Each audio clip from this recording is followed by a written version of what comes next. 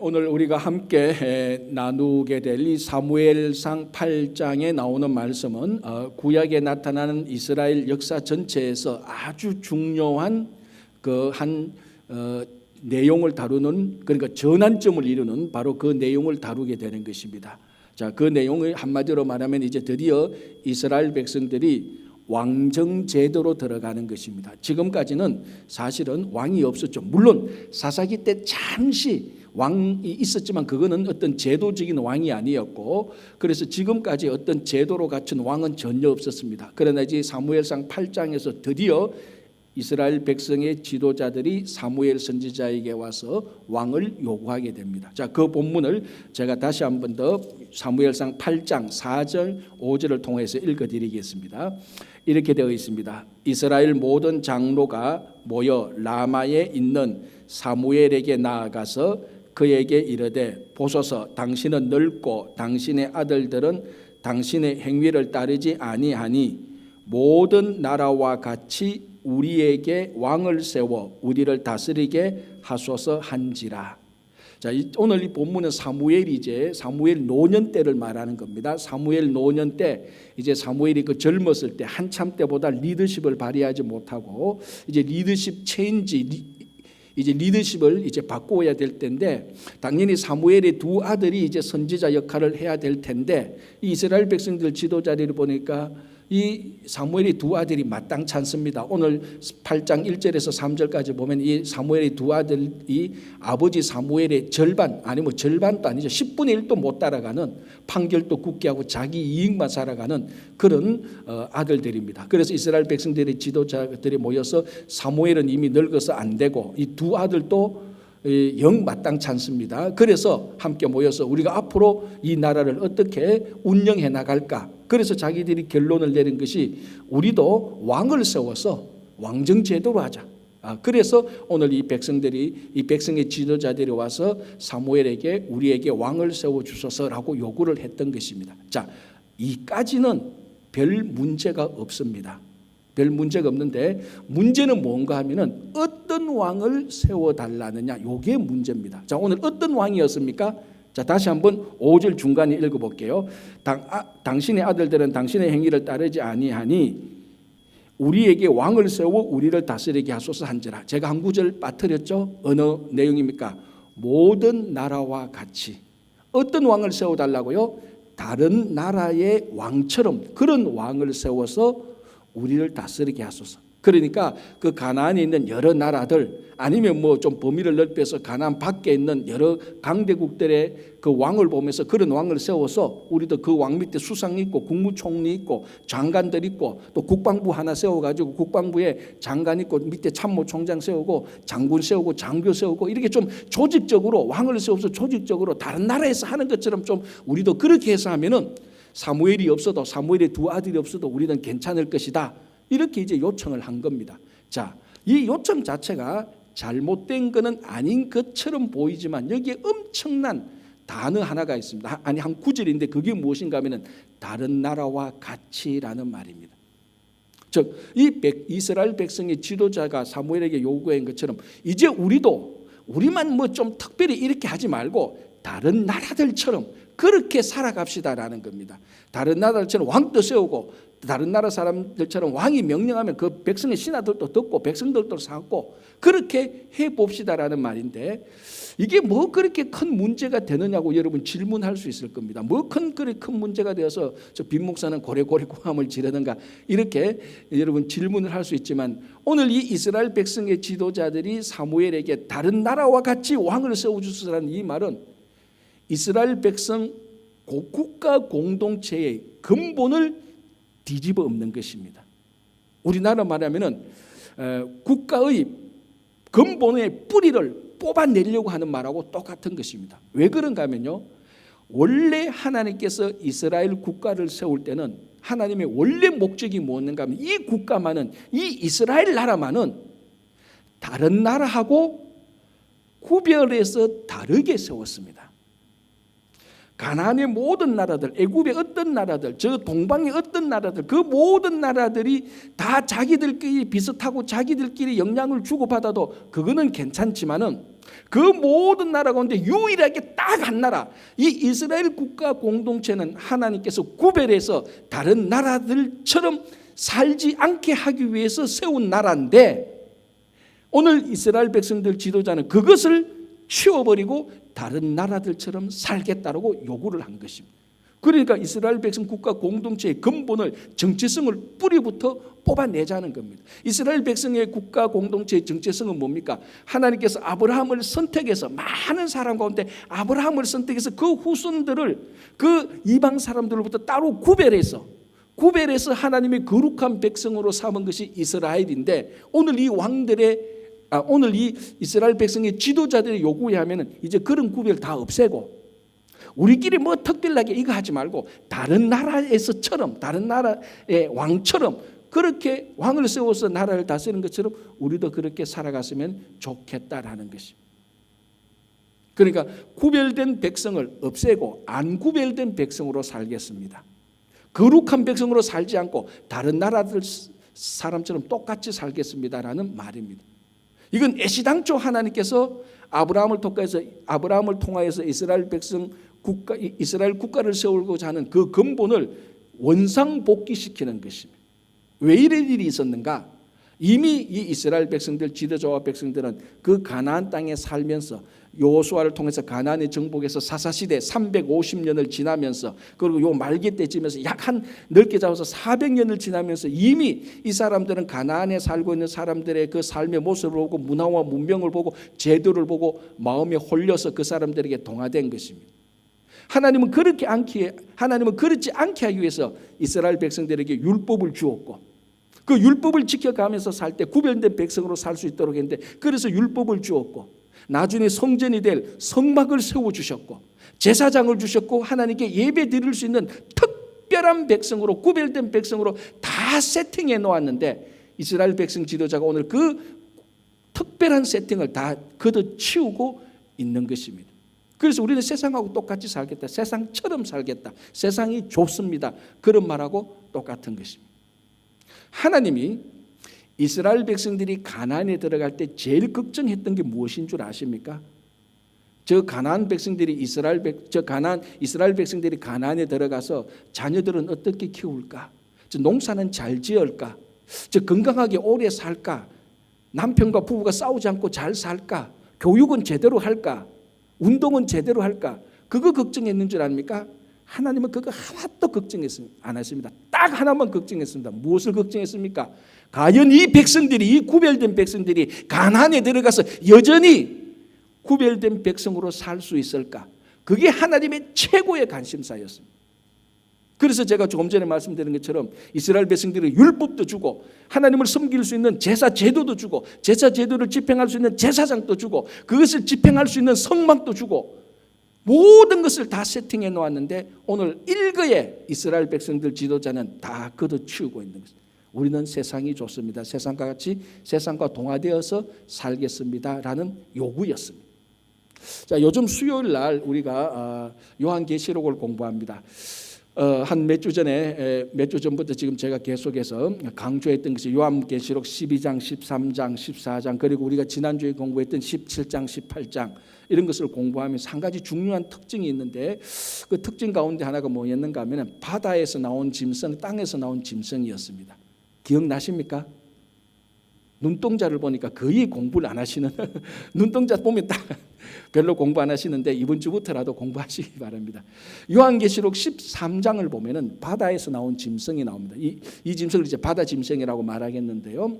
이 바다 짐승이 어떻게 생겨 먹었는가 하면은 머리가 7개래요.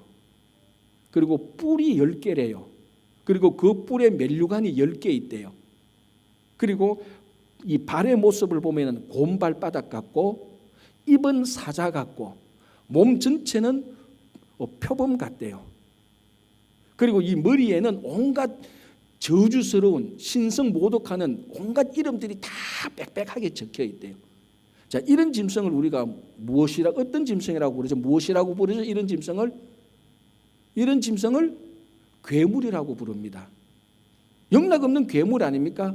머리가 7개인데, 자, 여러분 옛날에 우리 20세기 초반인가 중반인가요? 애를 하나 낳았는데 그의 몸뚱이 하나에 머리가 둘 달렸어요. 이런 쌍둥이를 우리가 무슨 쌍둥이라 그러죠? 샴 쌍둥이라고 합니다. 그 아이 이름을 샴이라고 불렀으니까. 그 처음에 몸뚱아리 하나에 머리 두 개 샴 쌍둥이가 나왔을 때 언론에 괴물을 낳았다고 말했어요. 여러분 몸뚱이 하나에 머리 두 개만 해도 괴물인데 이 바다 짐승은 머리가 7개래요. 괴물 중에 상괴물이죠. 여러분 한번 상상해 보십시오. 이런 괴물 여러분 좋아합니까? 징그럽지 않나요? 징그러운 정도가 아니라 상상만 해도 꿈에 나올까 걱정입니다. 옛날에 우리 어른들이 농담으로 이런 얘기했습니다. 요한계시록 읽으면 꿈자리 사납대요. 하도 괴물 같은 게 많아가지고 그 대표적인 괴물이 이 바다 짐승이에요. 여러분 이 바다 짐승 이런 괴물 그러니까 닮고 싶습니까? 아니죠. 닮고 싶을 정도가 아니고 징그럽죠.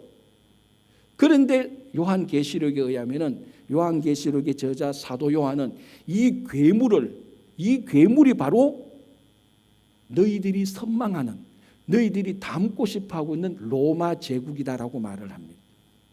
자, 로마 제국이 나라를 다스릴 때 그 모든 제국의 백성들은 자, 지금 요한계시록 공부 다시 하는 거예요. 여러분들이 안 했으니까. 모든 제국의 백성들은 로마 시민이 되는 것이 자기들의 꿈이었습니다. 여러분 그래서 사도행전을 보면은 천부장이 나타나는데 천부장이 로마 시민 되려고 자기가 돈 주고 로마 시민권을 샀다라는 말이 있습니다. 로마 제국의 시민이 되는 것, 남자들은 로마 제국의 군인이 되는 것, 여자들은 그 로마 제국의 귀부인이 되는 것, 이것이 자기들의 로망이고 선망의 대상이었습니다. 그래서 어떻게 하든지 로마 제국을 닮아가려고 하는, 로마 제국에 끼어보려고 하는, 로마 제국 사람이 되려고 하는, 로마 제국이 자기들의 선망의 대상이었는데 요한계시록을 보면은 사도 요한이 말합니다. 너희들이 선망하는 이 로마의 본질은, 실체는 바로 이 바다에서 나온 짐승과 같은 것이야. 이런데도 너희들이 선망할래? 이런 괴물과 같은 게 로마인데 너희들이 이런 괴물과 같은 로마를 닮을래? 이거를 요한계시록에서 폭로하는 겁니다. 그걸 우리는 하나님께서 요한을 통해서 보여준 계시라고 말을 합니다. 그래서 사람들은 로마의 실체를 못 보는 겁니다. 하나님께서 사도 요한의 눈을 뜨게 해서 그 로마에 대한 계시를 보는 겁니다. 그게 뭐냐면은 괴물 중에 상괴물이에요. 왜 이런 것을 폭로하느냐? 로마에 속지 말라. 로마는 괴물 중에 괴물이니까 속지 말고 로마와 닮으려는, 로마를 선망하려는 생각을 싹 없애라는 겁니다. 그런데 오늘 이스라엘 백성의 지도자들은 세상을 닮으려고 하는 겁니다. 이 사람들이 닮아가는 다른 나라와 같은 이 모든 실체는 정도의 차이는 있지만은 사도 요한이 보았던 머리 10뿔 달린 그런 괴물하고 똑같은 것입니다. 그걸 우리가 모르니까 세상을 자꾸 닮아가려고 하는데 세상의 실체가 괴물이라는 것을 사도 요한이 말하고 있는데 이 이스라엘 백성의 지도자는 그것도 모르고 다른 나라들과 같이 왕을 세워주소서, 다른 나라 왕처럼 그런 왕을 세워주소서라고 말을 하고 있는 것입니다. 바로 이런 괴물의 실체를 가장 잘 알았던 사람이 누군 줄 아십니까? 그게 바로 다니엘입니다. 구약의 로마인 바벨론, 제가 몇 번 설교도 했지만 우리 잘 알지 않습니까? 1차 바벨론 포로 때 다니엘과 그 3명의 친구가 바벨론으로 포로 잡혀갑니다. 그래서 요 똑똑한 소년을 바벨론에서 바벨론 사람으로 만들려고, 바벨론으로 동화시키려고, 바벨론과 같이 만들려고 어떻게 합니까? 바벨론 학문을 가르치고 바벨론식 이름을 만들고 바벨론 옷을 입힙니다. 그리고 어떻게까지 합니까? 바벨론 음식, 왕이 먹는 가장 오리지널 바벨론 음식, 왕의 최고의 진미를 이 다니엘과 세 친구들에게 먹게 합니다. 다니엘이 바벨론 학문도 공부했습니다. 다니엘이 자기 이름이 바벨론식으로 이름 바꾸는 것도 오케이 했습니다. 바벨론식으로 옷을 입으라는 것도 오케이 했습니다. 뭘 거절했습니까? 바벨론 음식은 안 먹었습니다. 왜? 그 나라의 음식을 먹는다는 것은 그 나라의 사람으로 동화된다는 동화된다는 그런 의미이기 때문에 그렇습니다.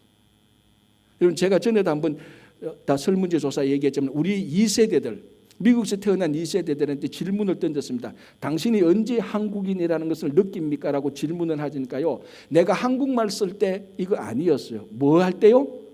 김치 먹을 때. 우리 2세들이 자기가 김치를 먹을 때, 한국 음식을 먹을 때 I am Korean 이라는 것을 느꼈다는 겁니다. 그러니까 문화 중에 한 사람에게 가장 깊이 뿌리 깊이 이 배에 있는 문화는 언어가 아니고 먹는 음식이에요. 그래서 다니엘은 그걸 알았던 겁니다. 내가 바빌론 음식을 먹는다는 것은 바빌론에 동화된다는 것이다. 다른 거는 다 양보. 내가 바빌론 공부도 하고 바빌론 말도 쓰고 바빌론 옷도 입고 내 이름을 바빌론식으로 불러라. 괜찮다. 근데 저 음식을 먹는 것은 안 돼. 저 음식을 먹으면 나는 바빌론 사람이 되고 바빌론이야말로 괴물 중에 괴물이니까 나는 바빌론 사람이 안 될 거야. 나는 하나님의 백성이 될 거야. 그래서 어린 다니엘은 뜻을 정하여서 바벨론 음식을 거절하고 환관에게 나 그 음식 안 먹겠다라고 요청을 한 것입니다. 이스라엘 백성의 지도자는 이 세상의 실체를 몰랐습니다. 사도 요한은 로마 세상의 실체를 알았고 괴물로 표시했습니다. 다니엘은 바빌론의 실체를 알았고 바빌론 사람이 되지 않으려고 자기가 그 음식을 딱 거절해버렸어요. 여러분, 오늘 이 이스라엘 백성의 지도자가 세상을 좋아서 세상을 닮으려고 했습니다. 바로 오늘 우리가 바로 이 점에서 우리 신앙의 도전이 있습니다. 우리가 세상을 닮는 것이 아니고 세상이 우리를 닮아야 됩니다.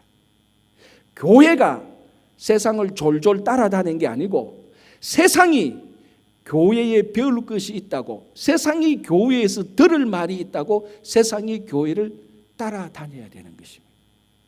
그렇다면 지금 우리가 우리 스스로에게 도전적인 질문을 한번 해보겠습니다. 지금 세상 사람들이 여러분을 보고 여러분의 삶을 보고 따라오겠습니까? 아니면 여러분들이 세상 사람을 보고 지금 따라가고 있습니까? 이 세상이 친구 교회를 보고 따라오겠습니까? 아니면 우리가 세상을 따라갈 것입니까? 여기에 우리는 새로운 신앙의 결단을 내려야 됩니다. 이제는 더 이상 우리가 세상을 따라가지 않겠다. 이제 세상이 우리를 보고 따라오게 하겠다. 이제 우리는 세상을 닮지 않겠다. 세상이 우리를 닮도록 하겠다. 그래서 우리는 늘 예수 그리스도 안에서 만족하고 예수 그리스도 안에서 기쁨과 즐거움으로 살아야 되는 겁니다. 여러분, 예수 그리스도 안에서 기쁨과 즐거움으로 사는 사람이 세상을 따라가겠습니까? 세상 따라갈 이유가 없죠. 그리스도 안에서 모든 게 좋은데, 그리스도 안에서 모든 게 만족한데, 그리스도 안에서 모든 게 행복한데, 그 안에 모든 게 기쁜데 왜 세상을 따라가겠습니까? 세상 사람들이 보고 그리스도 안에 있는 우리들을 보고 아무것도 가진 것도 권력도 명예도 물질도 없는데 신분도 지위도 아무것도 없는데 그리스도 안에 있는 성도들을 보고 기쁨과 즐거움으로 만족해하는 사람들을 보고 그 사람들이 신기해서 우리를 보고 우리를 닮으려고 할 것입니다. 이제 더 이상 세상을 닮으려는, 세상을 따라가려는 발걸음과 마음을 멈추고 세상이 교회와 우리를 따라오도록 우리의 삶이 그리스도 안에서 기쁘고 세상의 모범이 되어야 될 것입니다. 자, 이 구절을 다시 한번 보겠습니다. 이렇게 말하고 있습니다. 모든 나라와 같이 우리에게 왕을 세워 우리를 다스리게 하소서. 이스라엘 백성들의 지도자가 사무엘에게 그걸 요청했습니다. 사무엘이 그 얘기 들을 때 기분이 무척 상했습니다. 그래서 사무엘이 이 기도 제목을 가지고 하나님께 기도를 했는데 하나님께서 사무엘에 대한 기도를 7절에서 이렇게 응답하고 있습니다. 7절, 여호와께서 사무엘에게 이르시되 백성이 너에게 한 말을 다 들어라. 이는 그들이 너를 버림이 아니요 나를 버려 자기들의 왕이 되지 못하게 함이니라. 무슨 말입니까? 사무엘, 화내지 마. 저 사람들이 자기를 위해서 다른 나라와 같이 왕을 세우는 것은 선지자 너가 사역을 잘못했어가 아니야. 너에 대한 반감이 아니야. 너의 리더십에 대한 도전이 아니야. 너 문제가 아니야. 나와 하나님과 그 이스라엘 백성들 간의 문제야. 그 사람들이 자기들을 위해서 자기들이 스스로 왕을 세우고자 하는 것은 사무엘 선지자 너를 무시하고 너를 이제 제끼려고 하는 것이 아니고 저 사람들이 하나님이 나를 왕에서 제끼려고 하는 거야. 그래서 뭐라고 말합니까? 그들이 이르시되 백성이 한 말이다. 그들이 너를 버림이 아니요 나를 버려 자기들의 왕이 되지 못하게 함이니라. 자, 이 사람들이 이제는 자기들을 위한 자기들이 선택해서 자기들의 왕을 뽑는 것입니다. 하나님은 어떻게 하면 하나님은 저쪽 구석에 가 계십시오. 내 인생에 우리 공동체의 하나님은 더 이상 중심이 되지 마시고 왕이 되시려는 생각 아예 하지 마시고 저 변두리에 가 계십시오. 우리가 우리 왕을 뽑아서 우리가 선택해서 그 왕이 우리를 다스리게 할 테니까 좀 약간 우리 과장해서 말하면 하나님은 수고하지 않으셔도 되고 저 한쪽 변두리에 가 계십시오. 그 말입니다. 하나님을 버리는 겁니다. 다른 말로 하면은 하나님 중심 시스템에서, 하나님 중심의 공동체에서, 하나님 중심의 삶에서 개인 중심, 자기 중심의 시스템으로, 개인 중심, 자기 중심의 삶으로 완전히 바꾸는 겁니다. 그러니까 여러분, 이게 왕을 세우느냐 안 세우느냐 이거는 본질적인 문제가 아닙니다. 본질적인 문제는 뭡니까? 왕을 왜 세우려고 하는 그 동기가 문제죠. 하나님을 왕이, 그러니까 자기들이 선택한 왕을 세우려고 하는 동기는 뭡니까? 더 이상 하나님이 우리를 통치하지 마소서. 이 동기가 무서운 겁니다. 그래서 이제는 자기들이 인간 중심, 자기 중심 시스템으로 나라를 전환시키고 나가는 것입니다. 자, 요 부분이 가만히 생각하면요, 지난 500년간, 400~500년간 서구 유럽과 미국에서 일어났던 일하고 사실은 똑같아요. 크게 보면은 이게 무슨 말인가 하면은 중세 시대는 그래도 하나님 중심 시스템이었고 하나님 중심의 삶이었습니다. 유럽이. 그런데 그게 르네상스를 일어나고 17세기, 18세기 들어가면서 계몽주의가 일어나고 19세기 자유주의가 넘어가고 20세기로 오면서 1차 대전, 2차 대전을 터지면서 20세기 중후반으로 들어올 때 시대가 중세를 거쳐서 중세 시대 때 그래도 하나님 중심이었던 것이 근대를 거치면서 이게 흔들리고 현대에 들어와서는 현대적인 삶에 들어서는 완전히 인간 중심으로 왔습니다. 오늘날 우리가 흔히 하는 말로 포스트 모던 현대 이후의 삶에는 이제는 하나님은 어떤 중심의 영역에 근처에도 얼씬하지 못합니다. 하나님이 고작 좋은 자리를 차지해봤자 저 변두리에 있는 그 자리가 좋습니다. 아니면은 삶에서 완전히 쫓겨가는 거니까. 그러니까 이 오늘 이스라엘 백성의 지도자가 하나님 중심에서 사람 중심 시스템으로 바꾼 요 한마디가 지난 유럽과 미국의 500년간 인간이 살아온 삶의 구조를 아주 명확하게 보여줍니다. 그래서 오늘날 우리 포스트 모던 현대 이후의 오늘의 삶의 중심은 사람 중심, 자기 중심, 개인 중심입니다. 평균적인 미국인이 1년에 사용하는 단어가 몇 개 정도 될 것 같습니까? 여러분, 평균적인 미국인이 아니라서 모르는가 본데 900만 단어를 사용한대요. 평균적인 미국인이 1년에 사용하는 단어가 900만 단어인데 그 900만 단어 가운데 500만 단어가 과반수 이상이죠. 500만 단어가 나의, 나의 것과 관련된 단어랍니다. 그러니까 자기가 사용하는 말의 절반 이상이 전부 다 자기가 다 들어가 있는 거예요. 내 것, 내가 말하기를, 내가 뭐 했는데 나의, 내 것인데 나의, 나와 관련된 말이 내가 하는 말의 과반수 이상입니다. 그리고 한 40~50년 전인가요? 그것도 20세기 중후반이니까 뉴욕이 전화회사에서 전화 통화량을 조사, 500건의 전화 통화량을 조사했는데 그 500건 통화 가운데 I라는 말이 3,900번이나 나온답니다. 다른 단어에 비해서 압도적으로 많은 단어를 쓰고 있는데 그게 I, 나라는 말입니다. 이게 오늘날 우리들의 의식을 명확히 반영하는 거죠. 그 사람이 누군가를 알려고 보려면 그 사람이 사용하는 말을 보면 압니다. 현대인이 무슨 말을 씁니까? 무슨 말을 해도 내가 사용하는 말의 절반 이상은 나와 관련된 말입니다. I라는 말은 압도적으로 많이 쓰고 있습니다. 그게 오늘날 이 시대의 모습입니다. 더군다나 오늘날 포스트 모던 아닙니까? 이거는 절대적으로 자기 중심입니다. 절대적으로 자기 중심입니다. 더군다나 코로나가 터지고 이제 코로나 이후 포스트 코로나는 훨씬 더 자기 중심, 개인 중심의 사회로 완전히 돌아갈 것입니다. 요즘 어떻습니까? 코로나 팬데믹 동안에 우리가 다 경험은 했는 거 아닙니까? 우리가 어떻게 사람하고 연락합니까? 사람 만나서 연락합니까? 아닙니다. 영상 앞에서 사람하고 다 커뮤니케이션 합니다. 사람하고 어떻게 공동체 생활을 했습니까? 오늘 우리처럼 이렇게 모이는 이게 오늘날 희귀한 일이에요. 지금 이게 비정상적인 일이 된 겁니다. 지금 정상적인 일은 뭡니까? 전부 다 자기 앞에 영상 하나 갖다 놓고 공동체를 하는 겁니다. 갈수록 더 철저히 자기 중심, 개인 중심, 나 중심이 되는 시대가 흘러가 버렸어요. 한 8, 9년 전인가에 한국에 이런 영화가 있었습니다. 제목이 타워, 그 탑이라는 영화인데요. 그 영화는 이제 1970년대 미국의 타워링이라는 영화 있었죠. 크리스마스 때 불 났는 그 재난 영화. 그건 아마 비슷한 그런 내용으로 했는데요. 한국의 서울에 이제 108층 되는 고층 빌딩에서 불이 납니다. 크리스마스 이브 날에. 그러니까 뭐 크리스마스 이브 날에 108층에 얼마나 많은 사람들이 모여서 그 크리스마스 날을 다 축하하고 행사를 했겠습니까? 그런데 거기 이제 그 불이 나니까 그 108층 빌딩이 이제 아수라장이 되는 거죠. 누구를 먼저 구해야 된다. 소방차가 오고 소방대원이 오고 안에 직원들이 뭐 섞여가지고 완전 진짜 지옥터가 되는 겁니다. 자, 그때 상부에서 최고위층에서 특별 명령이 떨어집니다. 지금 108층에 헬기를 보낼 테니까 거기 국회의원 부부와 어느 기업의 사장을 먼저 구조하라.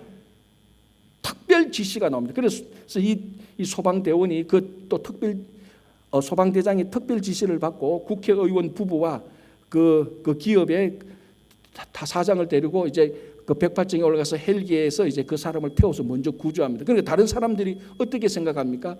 다 억울하죠. 왜 누구는 구조하고 누구는 구조 안 하느냐. 이제 그런 뭐 불만 섞인 눈총이 많은데 그때 영화는 어떤 장면을 보여주는가 하면은 이 국회의원 부부하고 그 기업의 사장이 헬기를 탈 때 국회의원의 부인이 애지중지하는 개도 같이 데리고 탑니다. 그런데 화면은 그 헬기를 타지 못했던 여러 사람들의 얼굴을 비춰주면서 곧 그 사람들은 그 재난으로 인하여서 거기서 죽게 됩니다. 그래서 영화가 뭘 말하는가? 국회의원의 개보다도 못한 인생이라는 것을 비꼬고 있는 것이죠. 물론 개의 목숨, 한국에서는 반려견이라고 말하죠. 반려견의 목숨도 중요합니다. 이거는 개의 목숨을 말하는 것이 아니고 국회의원 자기가 가지고 있는 소유물, 그게 개로 강아지로 나와서 그랬지 그것이 만약에 그 영화에서 명품 가방이었다면 명품 가방을 가지고 타느라고 다른 사람을 안 태웠을 겁니다. 왜? 내가 가지고 있는 애완견 한 마리가, 내가 가지고 있는 명품 하나가 다른 사람들의 목숨보다 더 중요하다는 메시지를 던진 것이죠. 철두철미하게 그 재난 가운데서 사람이 죽고 사느냐의 그 절대절명의 순간 가운데서 사람은 철저하게 자기중심적인 것을 보여주고 있는 것입니다. 이게 오늘날 우리가 살고 있는 시대의 옳다 그르다가 아니고 분명히 만연된 현상입니다. 자, 세상은 그렇다 치고, 세상이야 뭐 그렇다 치고 그럴 수도 있죠. 교회는 어떠냐는 겁니다. 우리들의 신앙은 어떠냐는 겁니다. 이게 우리들의 더 이슈죠. 오늘날 많은 교회들이 걱정하고 있는 것이 이 자기중심, 개인중심의 시대상이, 시대의 모습이 교회와 개인 신앙 안에도 깊숙이 배어 있다는 게 문제라는 겁니다. 단적으로 말하자면 오늘날 많은 교회와 성도들의 신앙의 목적이 자기 만족입니다. 자기가 만족해야 은혜를 받았다고 말을 합니다. 자기가 찬양하는데 이 멜로디가 좋고 이 가사가 자기한테 좋아야 그날 찬양이 좋았고 그날 예배가 은혜로웠던 것입니다. 목사의 설교 듣기에 자기한테 굉장히 좋은 얘기를 해야 일단 내가 좋아야, 내가 만족해야 그 교회가 좋고, 내가 만족해야 그날 예배가 좋고, 내가 만족해야 그날 성도의 교제가 좋은 겁니다. 철두철미하게 자기 중심입니다. 그 다음에 여유가 생기면 하나님도 만족하면 좋죠.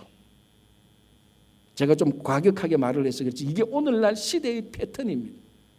원래 신앙은 자기 만족이 아닙니다. 원래 신앙은 하나님 만족이에요. 원래 신앙은 내가 기쁘고 즐겁기 이전에 하나님께서 기뻐하고 하나님께서 즐거워하고 하나님께서 영광을 받아야 되는 게 원래 신앙입니다. 그런데 개인 중심, 자기 중심의 신앙이 교회와 우리 교회와 우리 삶 속에 들어와서, 성도의 삶 속에 들어와서 우리 신앙조차도 나 중심, 개인 중심으로 변질되어 버렸습니다. 내가 만족한 후에, 내가 기쁜 후에 하나님께 영광이 있고 하나님의 만족이 있는 것이지, 내가 만족하지 않으면 영광도 하나님 만족도 없는 시대로 자꾸 변질되어져 가고 있습니다. 여러분, 은혜라는 것은 때로는 내가 만족하지 못하고 내가 고통스럽고 내가 기분이 나빠도 거기에는 하나님의 은혜가 있는 것입니다. 설교를 할 때, 찬양을 할 때 그게 내가 좋아하지 않는 가사, 내가 좋아하지 않는 설교를 하더라도 거기에는 충분히 하나님의 은혜가 있는 겁니다.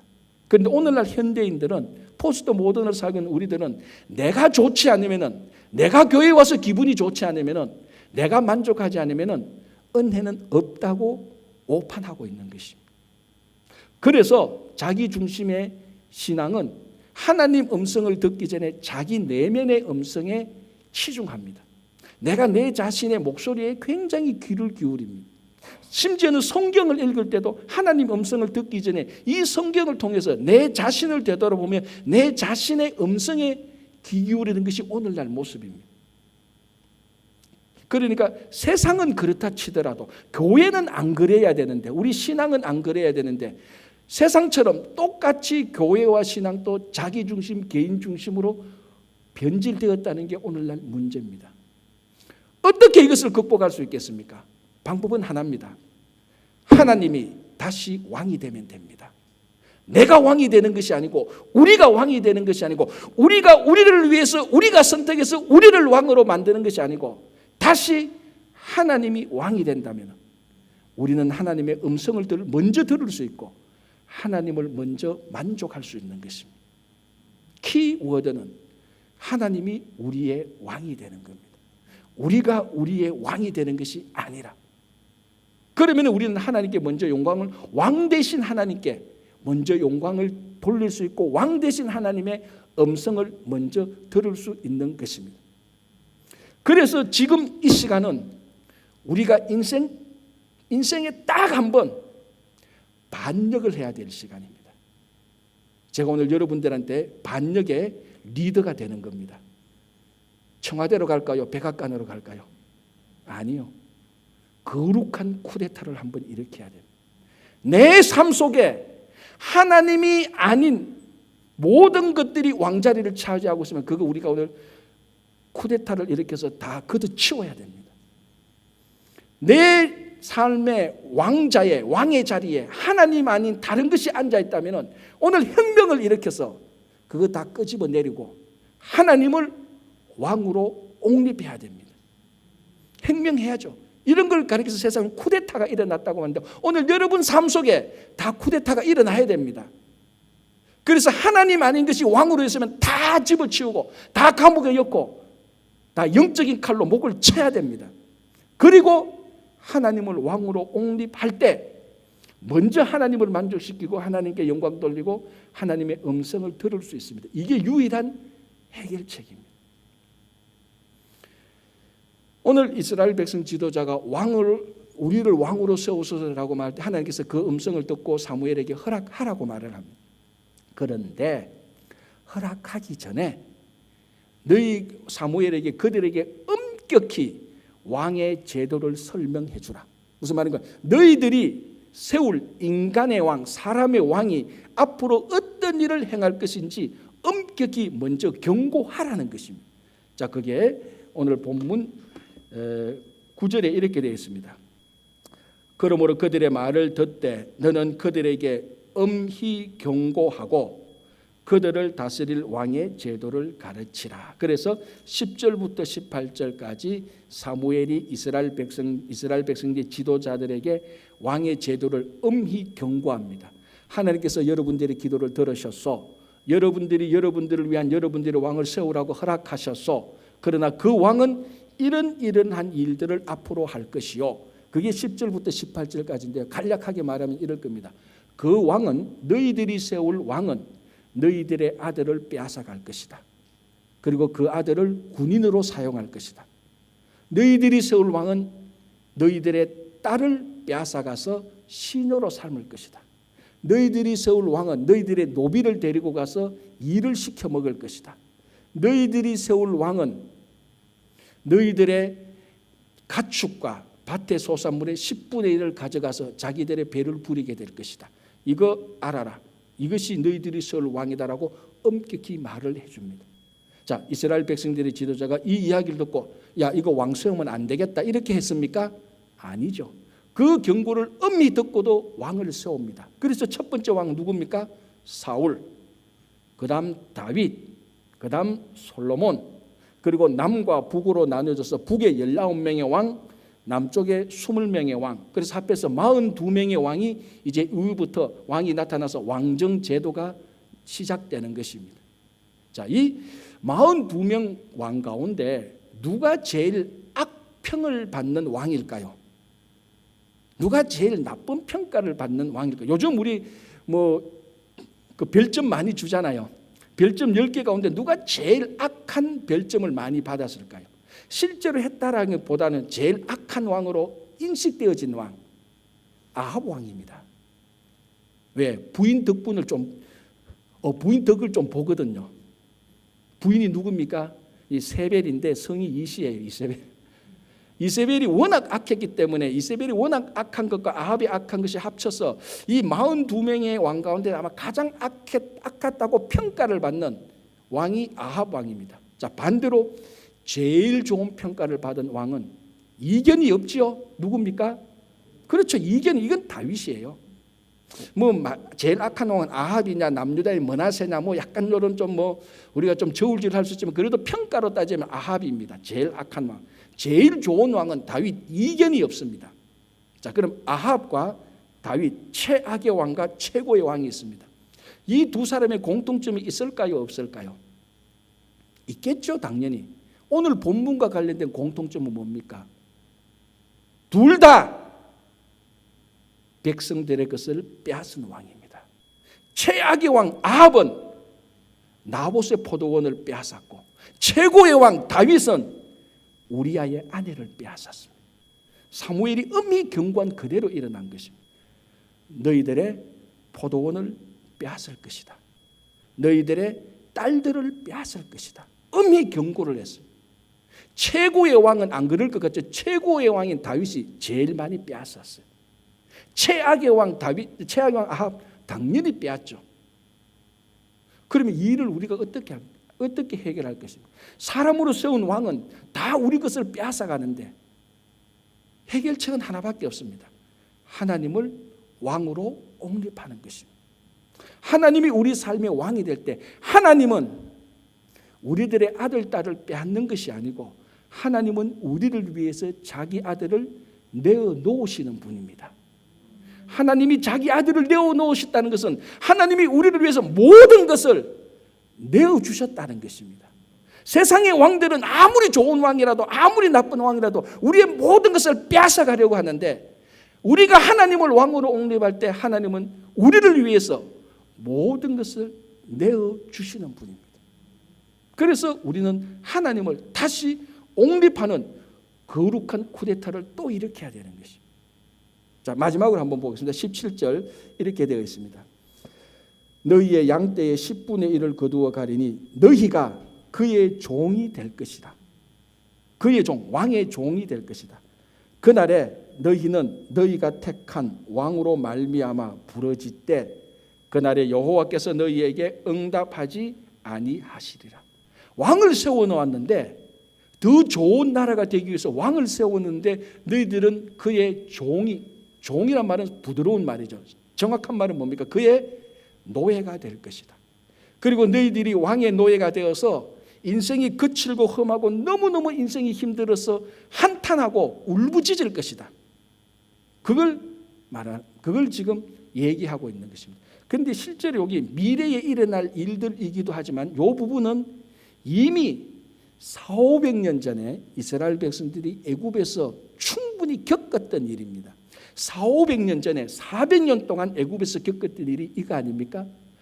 애굽 왕 바로의 노예가 되었고 애굽 왕 바로로 인하여서 한탄하고 눈물 짓고 가슴을 쳤던 일이 있었습니다. 물론 요 당시의 이스라엘 사람들은 아니지만 자기들의 조상, 연도로 따지자면 지금부터 요 본문으로부터 애굽에 있었던 기간 한 450년 전에 400년 동안 그들은 세상 왕의 노예가 되었고 그로 인하여서 무척이나 아팠습니다. 그런데 지금 다시 또 왕을 세워서 그 일을 하자고 하는 것하고 똑같습니다. 역사적으로 진일보한 것이 아니고 역사적으로 400~500년을 다시 퇴보하고 있는 것입니다. 어떻게 할까요? 이를 어떻게 해결할 수 있을까요? 하나밖에 없습니다. 하나님을 우리의 왕으로 옹립하는 것입니다. 세상의 왕은 우리를 노예로 삼지만은 왕 대신 하나님은 우리를 죄의 노예에서 해방시켜 주십니다. 왕 대신 하나님은 우리를 죄와 사망과 어둠과 암흑과 질투와 슬픔과 절망과 아픔과 깨어짐에서 자유롭게 해주시는 분입니다. 방법은 없습니다. 여호와 하나님을 우리의 왕으로 옹립하는 것 외에는 방법이 없습니다. 그래서 쿠데타를 일으키자는 겁니다. 거룩한 쿠데타. 여러분 삶 속에 하나님을 옹립하기 위해서 세상의 모든 잡것들을 다 치워버리고 하나님을 여러분들의 삶의 중심이 되어서 더 이상 세상을 닮지 않고 세상이 여러분들을 닮고 더 이상 세상을 부러워하지 않고 세상이 여러분들을 부러워하는 그런 일이 많이 일어나기를 간절히 바랍니다. 그래서 오늘 이 시간 다시 우리가 진짜 하나님이 우리의 왕이 되소서라고 우리는 하나님의 왕 되신 하나님의 백성이 되시는 여러분 되시기를 바랍니다. 기도하겠습니다.